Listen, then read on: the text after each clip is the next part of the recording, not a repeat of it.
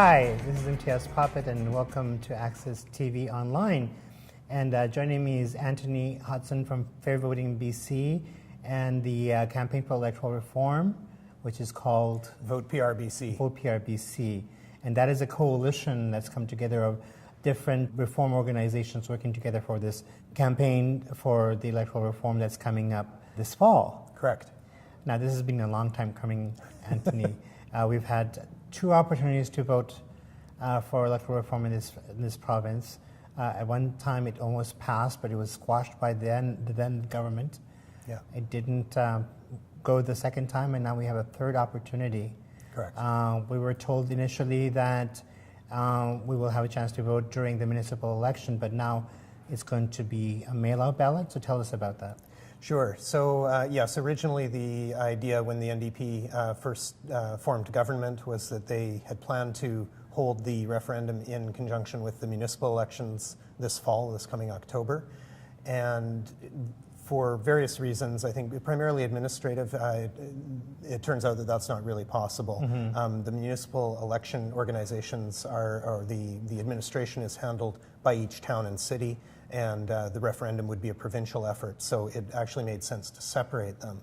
And we know from the HST referendum and the transit referendum that we actually have much higher turnout with mail-in ballots. So it's a very strong argument to be made that we get a broader cross-section of the population and higher turnout by having a mail-in ballot. And so there's mechanisms already set up for that kind of referendum, for a mail-out? Yeah, certainly the Elections BC has run a number of mail-in ballots in the past, and they're thoroughly familiar with how to do it. So people who are watching this who really don't know what this is all about, let's break it down. Sure. Electoral reform, and so basically we'll have a say in changing our electoral system to the current first past the post system and to different systems. Explain that. Sure. So the basic motivation for making a change is that many people in BC understand that our current political system doesn't work well. It creates a lot of conflict. It creates highly partisan behaviors. It means that people aren't listening to one another. Mm-hmm. And even more fundamentally, we're supposed to be a representative democracy. Mm-hmm. So if you look around the province, fully half of the voters in BC do not have an MLA that they voted for. We have entire regions of the province, the interior, the central interior, much of the Fraser Valley, parts south of Vancouver, are represented almost uniformly by Liberal MLAs, despite the fact that there are Conservative supporters there, NDP supporters, Green supporters. And all of those voters, collectively half the population, is not represented by somebody they support. Mm-hmm. And of course, there's the flip side here, the east side of Vancouver, Vancouver Island, Burnaby, New West, uniformly represented by NDP MLAs, despite the fact that there are Liberal supporters there, Conservative supporters, Green supporters. So how would a proportional legislature look like? Well, how would that work? The biggest change would be that we would have both government and opposition MLAs from all regions of the province. So again, we would have, right now, many parts of the interior of the province feel that they're being left out, that there's an NDP government, NDP Green alliance that is really not paying attention to mm-hmm. the concerns of the central part of the province. And if we had proportional voting, then there would certainly be government MLAs from all those regions. So all those regions would be in. So now we don't know exactly what the wording of the referendum will be, but that's being released on the 30th of May. So we'll know that, and they'll be on your website. Yes. So people can... and probably very widely across the news. Right, and also the regulations will be there as well as to how this will work. Yeah, we expect that what's going to come out on May 30th, so David Eby is the Attorney General. He is the one responsible for announcing the regulations that go along with the legislation that was passed last fall. We expect the regulations to spell out what the question or questions is. He's given himself the flexibility to ask more than one question, which is sort of similar to the approach that New Zealand took in the early 1990s when they made a change. He's also expected to announce the regulations around campaign financing and how whether there will be an official proponent or opponent organization, how they will be designated, how they will be funded, and how groups who are supportive or opposed to the change can work with one another. Now, the first time we had a chance to vote for this, it passed by 58%, close to 60%. Yes. And then we were denied the reform, the change. Correct. The second time, it was how much? Just shy of 40% support. Okay, so it didn't go well. And the criticism around that time was there was not enough time, there was not enough information. So what about this third time? Do you think there's enough time and enough information? If the information is being released on the 30th of May, will there be enough time between now and November to educate people what this is all about and hopefully be successful this time?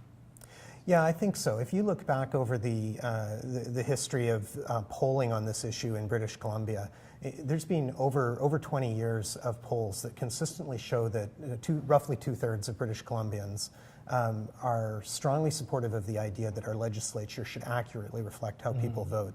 That by and large, British Columbians do not support the idea that a minority perspective should have majority power.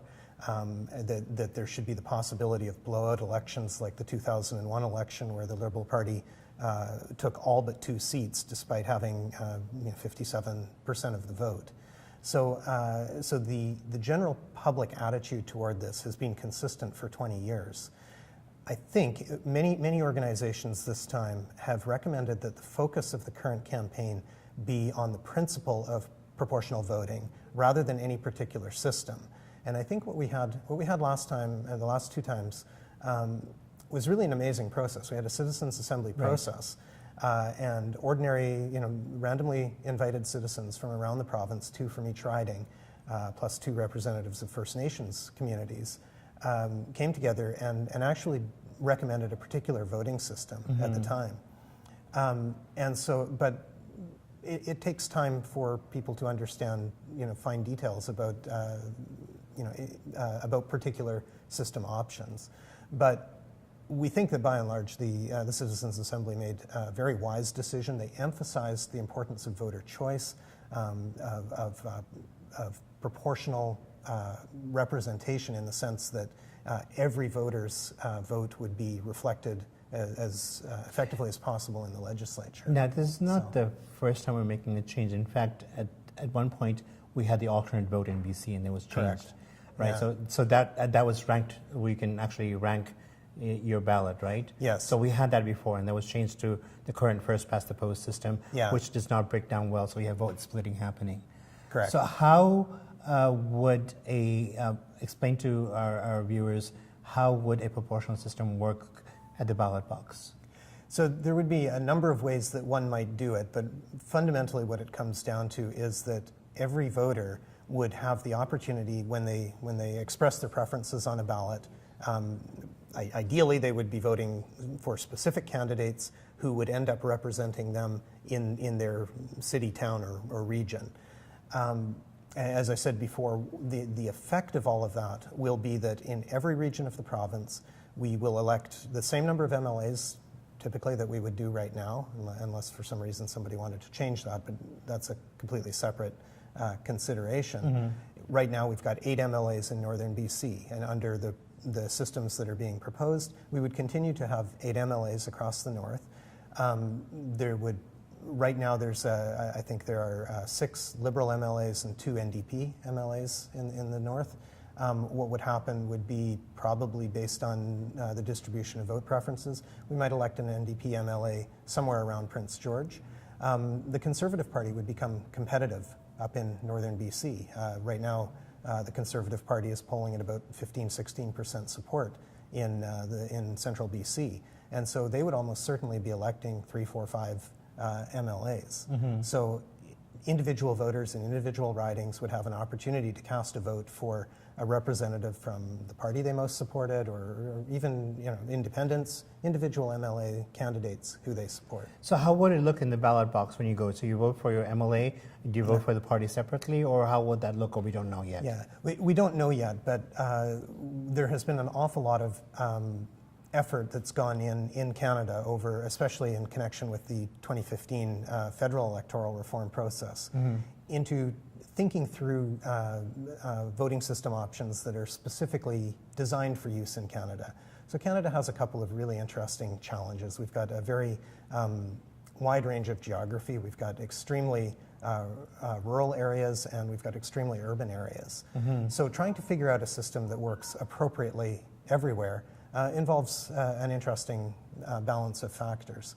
But essentially, there are almost all electoral reform organizations, advocates, have agreed that there are voting systems available to us that can deliver everything that British Columbians say they want. They can deliver proportionality, it can deliver the ability to vote for specific candidates from the parties that you prefer.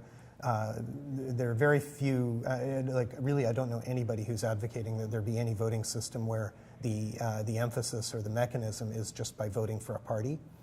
Nobody is asking for that. And there are even versions that will allow us to continue to have one MLA per riding, just the way we have now. Well, it'll be interesting to watch. I Yes. think everybody will be watching, not just here in British Columbia, but all over the world and in North America to look at how we vote this time. Other provinces are looking at it. The federals have dismissed it. But also there's talk about the municipal and how we vote for that. So I guess we'll see how this goes and then take it from there in terms of how it might fall out. So thank you, Antony, for being here. My pleasure. And we'll see what happens this fall. Good, thank you very much. This is Imtiaz Poppet, and I'm here with Antony Hodgson from Fair Voting BC about the upcoming referendum on electoral reform.